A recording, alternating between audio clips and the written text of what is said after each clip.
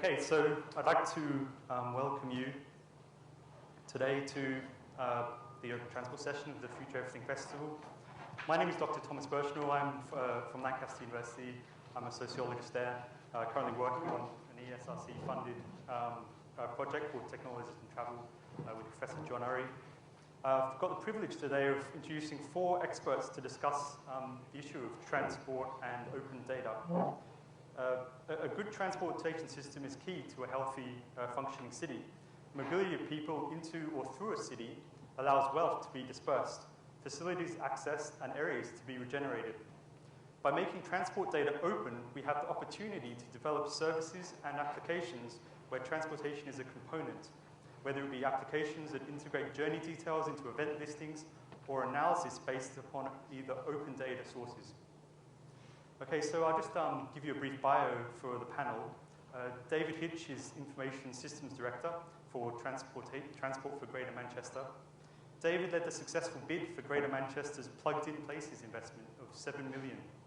He is a Trustee Director of Greater Manchester Accessible Transport Organisation and a Director of Greater Manchester Passenger Transport Information Limited. David has championed the use of open data for transport in Greater Manchester. Okay, Jonathan Raper is CEO of location-based services startup Placer Limited and visiting professor at the GI Centre, London University. Placer are open data aggregators offering added value data products through the Placer data store and smartphones apps such as UK travel options, as well as microsites such as tuberadar.com. We have Richard Russell from Google. He's been working there for the past 4 years on a variety of products, including ads, commerce, and mobile. For the past year, he's been focusing on integrating public transport data into Google Maps. We also have Tom Steinberg as well, who is a pioneer of open data access. He's done a lot of consultancy for the government and a lot of open access of work as well. So first off, our panel members will each present a short introduction to the debate. Then we'll invite the audience to offer us short to the point questions to encourage general discussion. So if you could think of perhaps some questions as you're listening to the talks, that'd be awesome. Great, thank you. And just to start off, we'll have David Hitch. Good afternoon, everybody. I've got 3 of my colleagues in the audience. You'll know who they are because they have suits and ties on. It's no good looking around. So whilst I'm happy to take any questions, they're going to be around as well, so make a note of them and please use them if, while they're here to answer any questions. Just to give you some context to Greater Manchester and around the transport space, there are 14,000 bus stops, 15 bus stations, 50 tram stops, which is doubling over the next few years, 200 plus train stations, 2,000 bus routes, 300 million passenger journeys a year, 40 bus operators, all of them commercially aware and looking to run their own businesses, and 6 train operators. So quite a mixed bag, not a simple picture as they have in London, nor do we get as much money as London does either. But sorry, David, we might just move down to the front, because can you guys see that at all? It's a bit of we've noticed a design flaw. So then you can see the slides that would be as well. easy, wouldn't it? Okay. So I'm going to click through. A lot of this material is, I'm told, will be made available afterwards, so I'm not going to go through it. We are just at the end of an information audit, which we've been going through the end of last year, beginning of this year.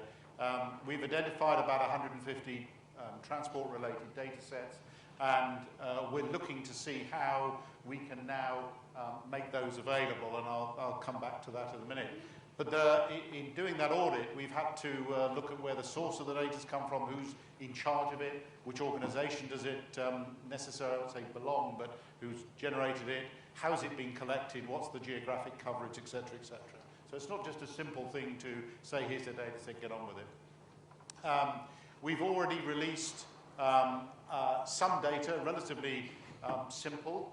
I've seen some use of it. I haven't seen a great deal, but always hopeful on this. We're planning to release during June car park locations, variable message sign locations, not necessarily what's on the signs, traffic bollards. These are these fun things which residents from Cheshire get confused with in their 4x4s because they think, although it says rising bollards do not tailgate, it doesn't apply to them if they're in a large Porsche Cayenne, and inevitably they do get caught from time to time. CCTV locations and traffic signal locations. Again, we're happy to release some of this data. I'd be interested to hear what anybody is going to make of knowing where the traffic signals are per se. But there we go, I travel hopefully. Other data sets that we're planning to release during 2011, bus fare, car journey times, car occupancy, vehicle flows, etc., etc. Now, some of this data is data that we've collected ourselves. Some of it is data which is made available on a monthly basis from the DFT. Now, they don't make a big song and dance about it yet, although I am told they're beginning to understand how open data can be more significant for their activity, or at least to demonstrate they're doing something. And so our data is generally supplements that which they release. So we're working hard to get through as much of it as we can. This is a couple of 3 sites where there is some activity going on, which you can see that people have actually used. A couple of the references are to TfL. As I say, we've been doing this now for 6 months, and we've got a couple of applications. Nothing more yet has appeared back. I'm hoping that this event will stimulate some more. These are the reasons we've been doing it. Some of it is strategic and philosophical. Some of it, I'll be quite frank, is I have a limited budget, which has just got more limited. And I need to make sure that people who want to use any of the transport modes in Greater Manchester, be it the roads or rail or trams or buses or cycling or walking, have the best information they can that's appropriate and available to them in a form that they feel comfortable with. And I'm conscious that there's a growing segment of the population. It's no good putting up signs overhead because they're always got their heads down looking at their mobile phones as they walk along or listening to their headphones. So that's the mechanism, that's the channel that you need to address them. I also don't believe, unlike some of my colleagues elsewhere in the country, that we are the sole repository of what people should know about what's happening on the transport network. I believe that different people want to know different things. If you're over 70, you want to know some set. If you're under 15, you want to know another set. And you want it in different ways that you feel comfortable getting. So, and I couldn't possibly afford the development costs of building all of those applications, developing all of those things, and making them available. So why don't I use the talent and the capability out there, create a marketplace that is much more attuned to individual use. And there's the other issue about disposable data and disposable applications. The market will work or can work. If people like something, they'll use it. If they don't like it, they'll move on to the next thing, and there's an opportunity. Somebody told me there are something like 12,500 software developers in Greater Manchester. I want access to those people. I want them to have access to our data and to get on with it. That's not to say that we don't have a role in managing the core, some core applications that we see as critically important. What are the barriers? Well, they're all temporary, of course, because we don't like barriers. We go and knock them over. The one I would point out, and I've had 3 people ask me this morning about real-time data. I am, when we have it, more than happy to release real-time data. I want you to understand what the implication is. It is one thing to say, here's a data set on a portal like DataGM, and for you to go and get access to it. It is an entirely different matter if there is a stream of data running every 15 seconds being updated, let's say, and it's coming at you continuously. Because if you say, I want real-time data, we can turn on the tap and away it goes. You'd better work out what watering can or water butt or reservoir you want to put that data in before you start to deal with it. So there is a bit of a be careful what you wish for. It's not a threat. It's just we'll need between us to work out how is the best way to manage those streams of data. Issues. This is a range of issues which I've put up there. Some of them are serious and commercial. Some of them are more about trust and credibility. And I think there is there is certainly in some minds, maybe less radical suits than mine, about trusting people with data which they haven't had in the past. I don't subscribe to that, and I work very hard to persuade them otherwise. Incidentally, I did hear that TfL were reluctant to release some data because they were scared it was going to be used for nefarious means, such as matching nightclubs with particular bus routes, and therefore creating a safety issue for their passengers. It was pointed out to them it was going to happen anyway, so just get over yourself. We're doing a number of things, as I say, to make best use of the data. We've just finished a pilot with a personal traveller application that runs on a mobile phone that keeps you up to, informs you as to what's happening on the journey you've pre-registered, and allows you to make, or it will recommend changes and help you manage your journey during the time you're on there. It will also tell you things like if you're not used to using the bus, it'll tell you when your bus stop is coming, and you should get off now, or you should look for these particular signs. We do want to work with companies like Google, and we are working, indeed, since we had a session about 6 weeks ago on open data, we have already moved forward quite hard on developing a better relationship around sharing map data and so forth. So that at least is something we've resolved. I'm also, we're looking at data GM. It's relatively small at the moment, but if we keep going at the rate we're going, we're going to have to think carefully about how that gets hosted. And as Transport for Greater Manchester begins to pick up the reins as to its full responsibilities, covering not just public transport but the road network, cycling and walking, then we have some other data that we want to release. Thank you. Okay, next we have Jonathan Raper, CEO of Manifesto. Oh, okay. You want to go next? Okay. Richard Russell from Google. Thank you. Excellent. Now, how does this presentation work? Do I need to press a button to get the next one up there, or are you doing so? While that's going on, just simply come up on there. Just so I know, who's here? Who here considers themselves to be a developer or in development or coding or applications and so on? Who here would be considered like government or agents, transport agencies? There's a few people there. And who would be like in, I don't know, the general user population, do you think? Just so I know. So we've got an interesting mix of people here. I sort of expected it to be mostly developers, but this is all good. Now, just so you know, Razi here, by the way, I'm just going to introduce Razi down the front. She's my colleague. So if you do want to talk to us later, feel free to grab Razi or me. What I'm going to talk about, I've got, I think, 20 minutes, is that right? 10, 5, right. Okay, so basically, talking about public transport data.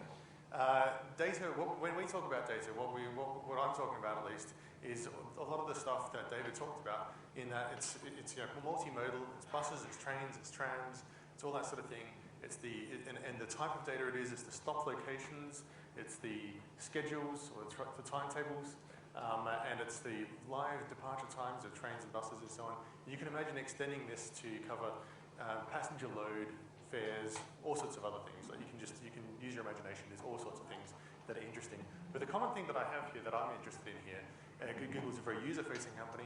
We're very interested in user data. So this is the data that users and passengers actually are interested in. I'm pretty sure that's where we're all coming from in this particular conversation. So what do we mean by making it available? Now, if you're a user, you don't want to scan through a file or a document that has lists of numbers and so on. You don't want to look at raw data. You want an application, you want a way of interacting with it. You want to look on your phone and say, when's the next bus? You want to go on the web and plan your journey, that kind of thing. So when we're talking about making it available, we're talking about making it available through applications to end users. And as David said, a lot of transport agencies don't have the funding to develop large numbers of applications. That's where developers come in. So we're talking about getting the data to developers so that developers can get the data to end users. Now, the things that we've discovered are really important with, I'm getting a lot of echo here. The things that we've discovered are really important in regards to data are three things. First thing is format. Now, the reason we find this particularly important is because we work with a large number of different agencies, and we want to develop one piece of software that we can use for multiple agencies. So the only way to do that is to have the same format of data across multiple agencies. We work around the world.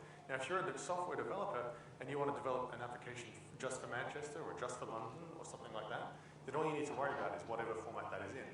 But if you want to expand your market to the US, to other cities, to Europe, and there are hundreds of places you can expand to, you kind of need to be able to interact with these agencies in a consistent manner. So, for example, if you have a web browser, the web browser understands HTML, which means anyone can write HTML, and your browser works for any site. You probably want to do the same thing if you're a developer. Interact with any agency. Second thing is a relationship. It's no good just having an agency sort of throwing the data out. Here it is.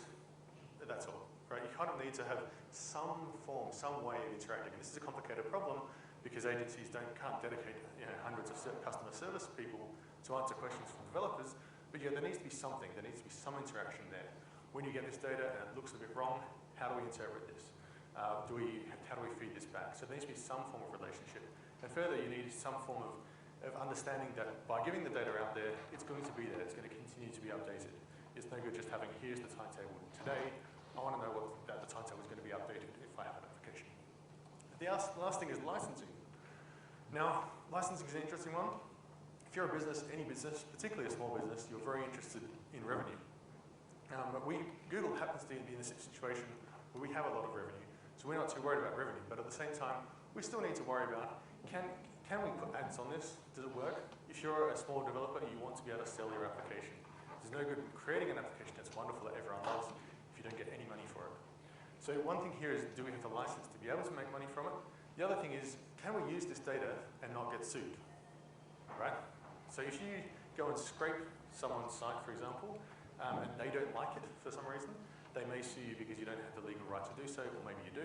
I'm not a lawyer. But you still, if you're going to develop an application and you're going to have users using it, you want to know what your legal situation is in relation to that data. So these are the three things we think are important: format, relationship, and licensing. Now, what we've done is made our font too big, so it doesn't fit on the screen. But what we've done here is that we created this community called the GTFS community. That's the General Transit Feed Specification. And the specification itself is licensed under the Creative Commons Attribution License, which means that the format is free. It's on a website that we have access to. Anyone can contribute to it. Anyone can take the format, adapt it, use it however they want. It's fine. If you're an agency, you produce the data in that format, then you own the license on that data when you give that out. So we developed this community around GTFS. Just so we know, there's a whole bunch of producers. These are agencies that develop data in GTFS. Many of them are on Google Maps. You have Brussels, you have Madrid, you have New York, Chicago. We have Travelline in Europe and various others, in the UK rather, various others, and it's growing all the time. So there's a whole lot of agencies. This is part of the community. The community looks like this. Transport agencies are the operators, the people who run buses, the TfLs, the TFGMs, the national rail type organisations. If they produce GTFS, that format is there for any developer to use. Developers can interact with agencies using GTFS. They get the data in this format, and then they can do something with it. They then pass this to users through web and apps and whatever other innovation you want to come up with as a developer. What this means is that an end user can choose which, they're obviously interested primarily in the agency. I don't want to just see random data. I want to see Manchester data. So they're interested in agency, but they can choose the developer. The developer can choose the agency. You can develop once, have many, many agencies, many users. Google doesn't necessarily have to be involved in this at all. We are one developer. We develop this. This is what we do. So this is Google Maps. Who's used Google Maps? Yeah. So it tends to be quite useful, right? But it's kind of slightly limited in that it does what we make it do, and then there's a whole lot of innovation that happens around the place, like Macamins or like Fix My Streak stuff, like all this kind of things that happen elsewhere that are really cool innovations that are interesting. We don't do them. But what we do is directions. So you can choose, I want to go from A to B. This is New York. I want to go from A to B. And it tells you, based on the data that New York have given us, get these buses, get this train, whatever. You can also look at New York, or London for that matter, and you'll see the tube map for the city. So that data has come from New York. And as soon as any other agency gives us the data in the right format, we can put it on the map, and they get the same thing. The other thing we do is when you search for Murray's Bagels New York, which is my favorite bagel restaurant in New York, if you're over there, go and have one. And it'll tell you that here is the local transit. So the local transit is American for transport.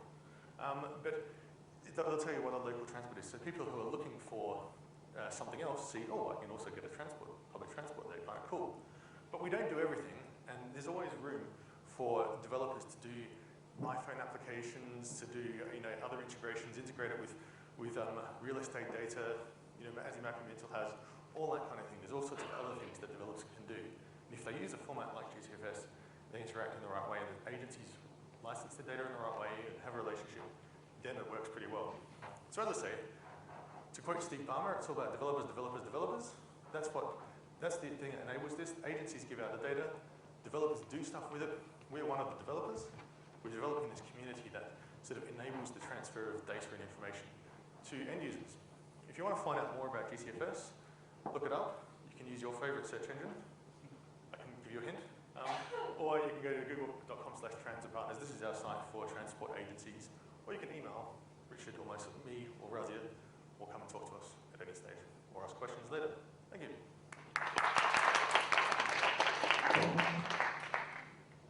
Okay, next we have Jonathan Reaper, CEO of Placer and visiting professor at London University. So, thanks very much.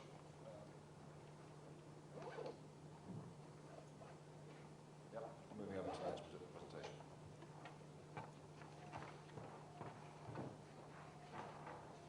Oh, too far. Okay, there we are. Okay, so I'm going to give you something slightly different here. Just in 5 minutes, 5 slides, some thinking around open data and transport. I've tried to phrase this in a kind of easily digestible form by giving it out as a manifesto. Manifestos should be living documents. This is not closed, not complete, probably not right, possibly mad, but I want you to kind of think about it and come back to me around the principles. Now, this is built upon a proposition that I want to put to you, which I think is actually behind the whole kind of open data mission at the moment. That is, the assumption that we're all working on is that by releasing open data, and open transport data is a really important part of that, we're going to save money because developers are going to build things more efficiently than the government, we're going to create jobs, we're going to increase transparency. And we're going to allow all kinds of aspects of our transport system to be opened up to competition and scrutiny that currently aren't open. The consequence of wanting to do this is that we need early, free, and comprehensive data releases. We're not always getting that for various reasons. So the challenge is at the moment, and of course we're always frustrated that government doesn't move fast enough, but the challenge is to reorganize government, so both central and local, in order to allow this kind of data to get out there. The consequence of delay and not following through on this mission is that companies like mine that are startups, relatively fragile financially, may not succeed. If we don't succeed, there isn't a tier of organizations out there who can actually deliver on this mission. So one of the messages I've got for you today is just give us the good stuff, those of you who are out there with transport data, and let us get working with that. I'm already paying a 5-figure sum in taxes every year with 4 employees in terms of national insurance and income tax and all this kind of stuff. That wasn't there a year ago. It's only there because I've chosen to get into this open data and try and get it out into the marketplace. So what are the principles? Number 1, where there's public money going into the transport system, there must be access. So we can't have stuff walled off in inaccessible locations when we are funding it. Access means redistribution of existing raw data. Let's not jazz it up unnecessarily. Developers are smart people, they can turn it into useful stuff. Who's not doing this? Network Rail.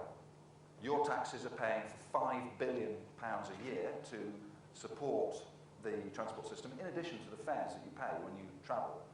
And that money, at the moment, does not yield any open data because Network Rail is a private body with a public task, public regulation, and public guarantees, but it's a private body.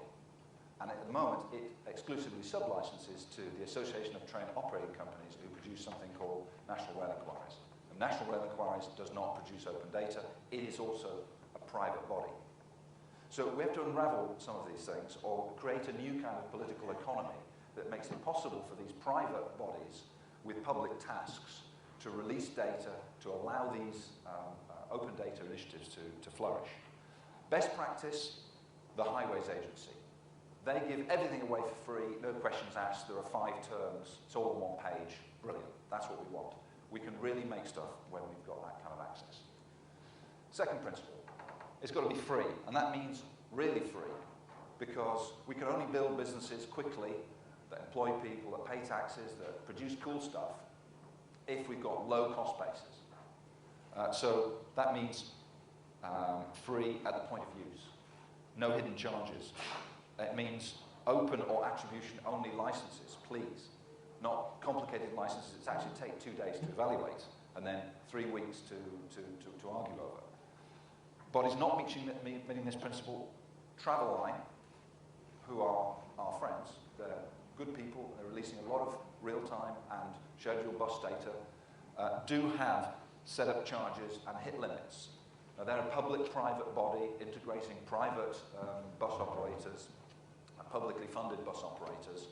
In an ideal world, in a world in which I could actually move faster, produce more stuff, it would be free. Best practice, TfL, Traconet, the tube, real-time tube data, completely free. You can get it, you have to be using it in half an hour of discovering it. Third principle, no competition. Please, do not use public money to compete with people who are then trying to produce cool stuff, free stuff, to create new businesses, new jobs. The private system integrators who are doing a lot of the valuable work behind the scenes to actually gather data from sensor networks and turn it into free data that can be put out the door, are sometimes given unfair advantages because they know they're able to tap into feeds that developers are not able to get access to. We don't want that. That doesn't help build this whole open data community. So if you don't know the story of the MyTFL app, which was released and 3 hours later pulled by Transport for London, have a look on the Placer blog. You will see that MDV, who are the internal system integrator running the Transport for London Journey Planner, released an app with internal privileges and started to compete with people who were using open access data. I was going to say best practice was the London Cycle Hire scheme, where Transport for London hadn't released any apps or any services whatsoever, and there were about 8 or 10 very good apps that had been produced by independent developers, but Barclays have just released a brand tie-in app. We didn't know that, and lots of people have done investments without knowing that was going to happen, and that is a shame, because that affects the climate and for people to develop new apps. Fourth principle, equality of access. Please, let's everybody have equal access to the data. So that means documentation. It means that internal communities who may have extra knowledge of how stuff works, they shouldn't be given extra privileges. And on the other side, if we want to move fast, we've got to have the documentation, we've got to have the metadata. The TfL Journey Planner API, which powers quite a lot of apps, all Malcolm Barclays apps, for example, like Tube Deluxe, are built upon a totally undocumented API, and still in service, which is, you can only find out how it works by hitting it and finding out when it fails. by a process of a community, kind of behind-the-scenes community, we've actually managed to document how it works. Fortunately, that's going to be replaced with an open version. If you're looking for best practice, what DataGM have done so far is fantastic in terms of documenting and providing metadata. We want to see more of that. And finally, formats. Open data releases should be made in the formats the data is already held in. We see too much. I'm on the London Data Store steering group, and when we go around to agencies, we often hear, well, it's kind of not ready, let's tidy it up, we want to improve it, we've got a project to do this or that or the other. We need to move fast if we're going to succeed, if we're going to stay alive, if we're going to produce stuff. And if it's, as in the case of the iBus project within Transport for London, the project to release real-time bus information, if it's taking 2 years to do a project, to tidy it up into a format that they would like to release it in, but it's already on the bus stops, there's something fundamentally wrong there. Because we can take the stuff that's on the bus stops. It may be messy, and it may not be everywhere. We can take it, we can use it, we can get it out. People can mash that up with all kinds of other stuff and produce insanely great new apps that Transport for London, maybe Transport for Greater Manchester will never think of. Because that's our role in this whole ecosystem, is to produce new stuff. Best practice, well, NAPTAM, the national database of all the bus stops and all the train stations and ferry stops and everything in the whole country is out there. You can grab it, you can use it, you can build stuff on it. Get out there and do it. We're doing this. Go and have a look at our website. We have all our stuff is free on the web. We get paid when we put it into an app and make it easier to use, more convenient for you. Otherwise, you can get schools data, crime data, all sorts of other stuff in addition to transport data. Go and have a look at it. And please let me be here in a year's time and still be alive, not be bankrupt and a footnote in history, because this whole movement didn't go fast enough. Thanks very much.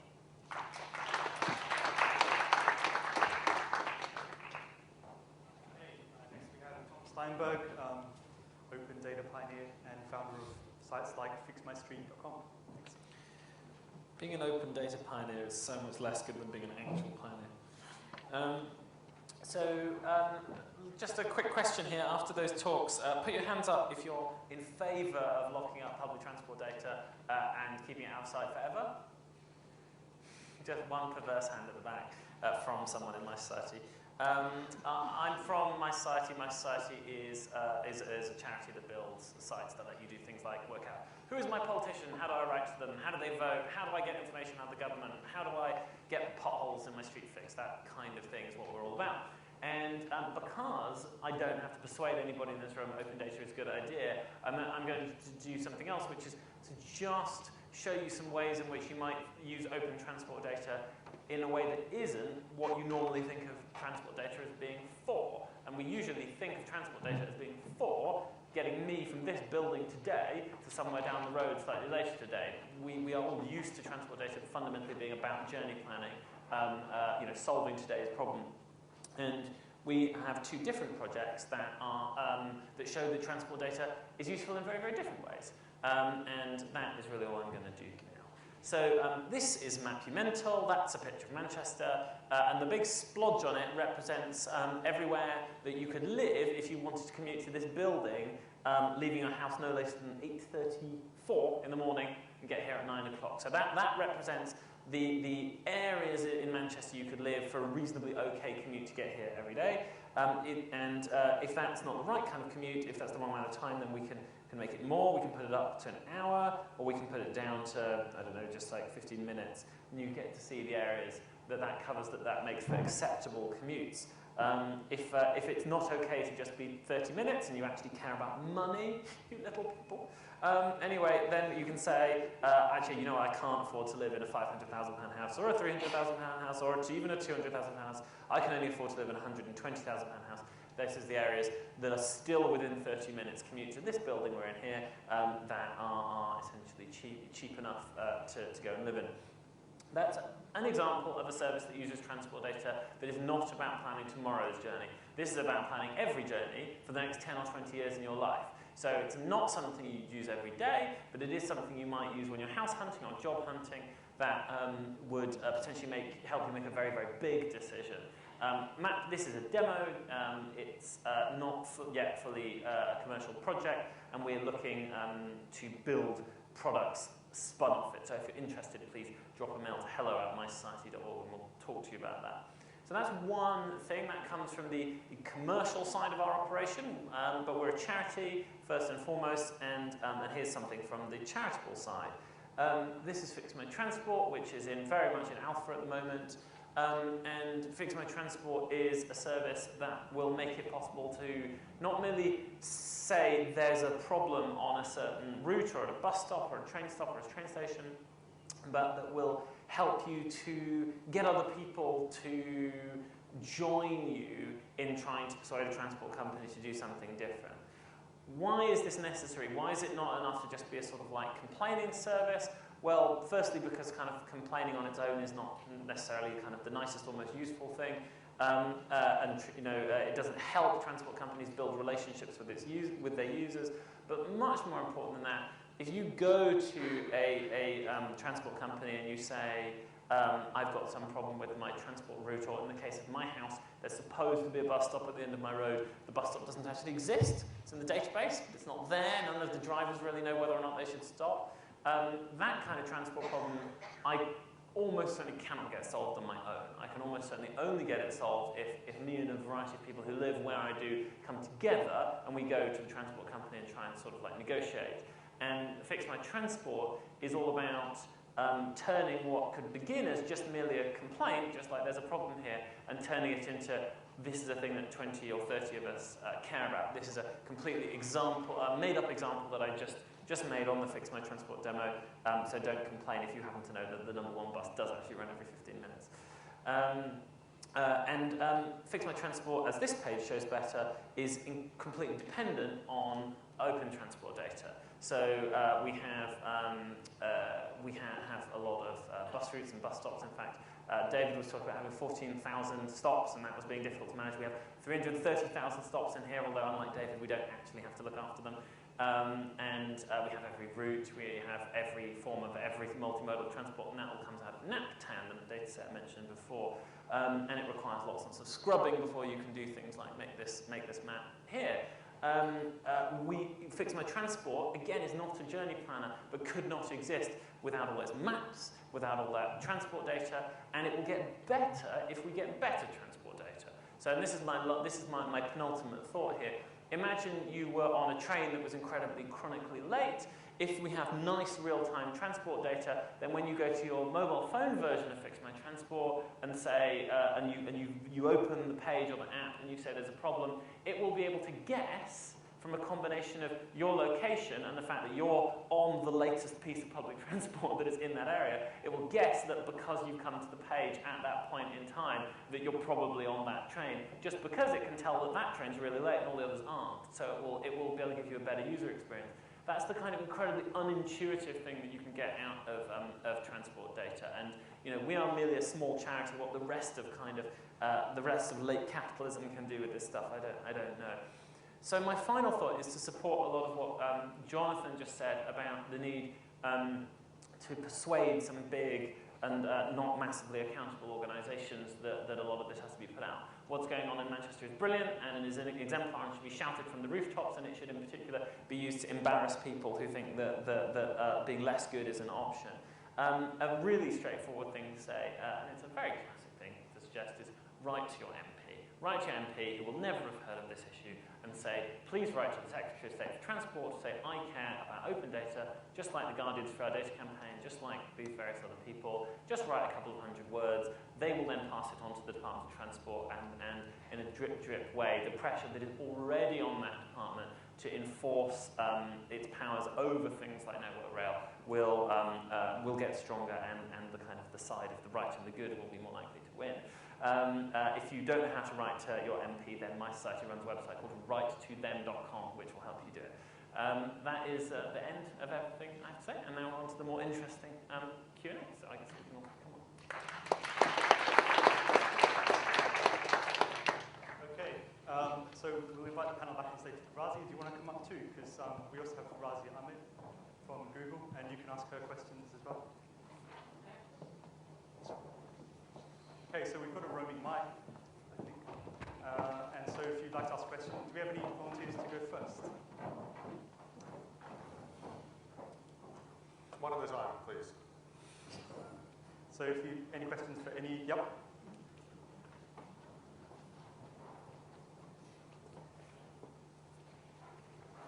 Hello, I've just got a sort of general question. I didn't hear the whole of the presentation, but it's just to get a little bit more clarification on the comment made by one of the speakers that your data sets don't need to be cleaned up, you just put them up there. I run the IT department for the British Museum, and we're about to put up a data set. Well, I hope we are. We're not quite there yet. So just I rest my case. just a little bit more information as to why you don't have to clean it up would be helpful to me as a head of IT. Well, time is the principal reason, because early access is vital. The other thing is that a lot of cleaning up involves doing things that we wouldn't necessarily need to be done. So it's a kind of duplication. So you do a lot of tidying, you remove some fields or whatever. You may not have thought of the kind of applications or uses we could put those fields to. I mean, even if we don't want to use the fields in the database, we might be able to use it to index it in some way or whatever. The more raw it is, then the better it is for us because it's faster and because it contains more of a signal, if you like, coming through from the original raw data source. A lot of data sources are given to us now. People have cleaned them up out of the best possible motives, but actually what they've done in some cases emasculated the data, and it makes it much harder to get something out of it. I mean, the whole point of open data releases is to save money, so that any time spent in the public sector cleaning it up is actually undermining the mission in one sense. Yeah, I'd give another slightly different answer. I endorse that, but I have two other reasons why you should do it. One is because the public can correct things that you can't, because they'll know things that are wrong with your data that no matter how long you spend tidying up, you'll never spot because you don't have as many brains as everybody in the public.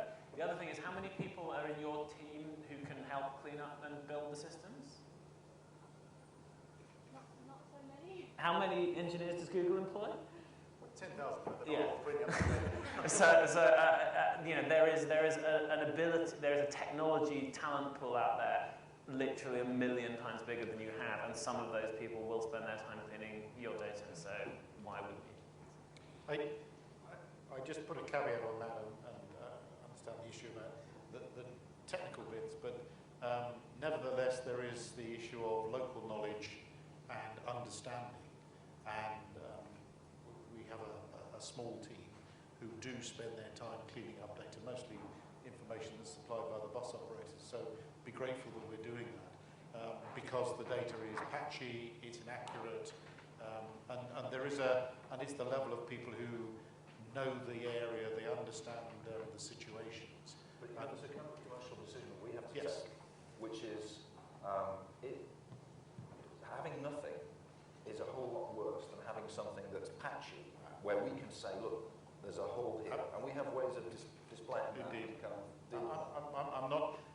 I'm absolutely with you in terms of getting. I'd rather get data out there that is acknowledged to be not perfect, but we have to do some data checking anyway for our own, for the things that we're doing internally. So it's a balance between just giving you the straight stuff or giving you a cleaned up. There's another issue here, isn't there? And that is if the private bus operators are giving you poor data, the very fact that that's poor data, we can also convey into the public domain, and that puts pressure back onto them to improve their performance.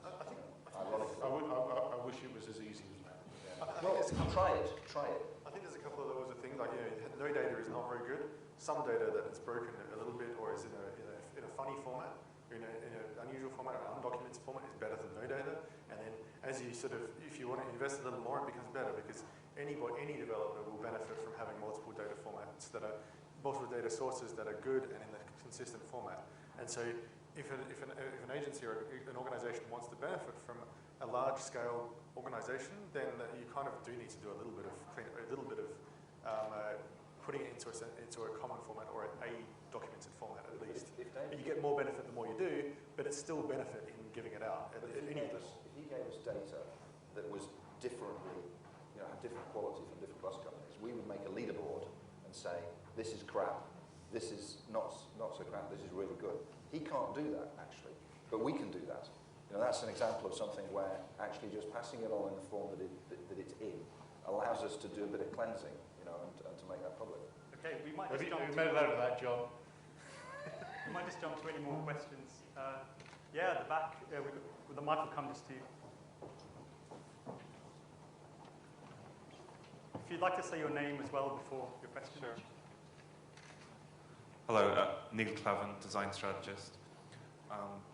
First of all, I'd like to really congratulate David Hitch on the release of the public data for Manchester Transport. I think that's a great achievement, and the list of stuff that you're sending out there and making public is really, really admirable and a really good benchmark for other transport services.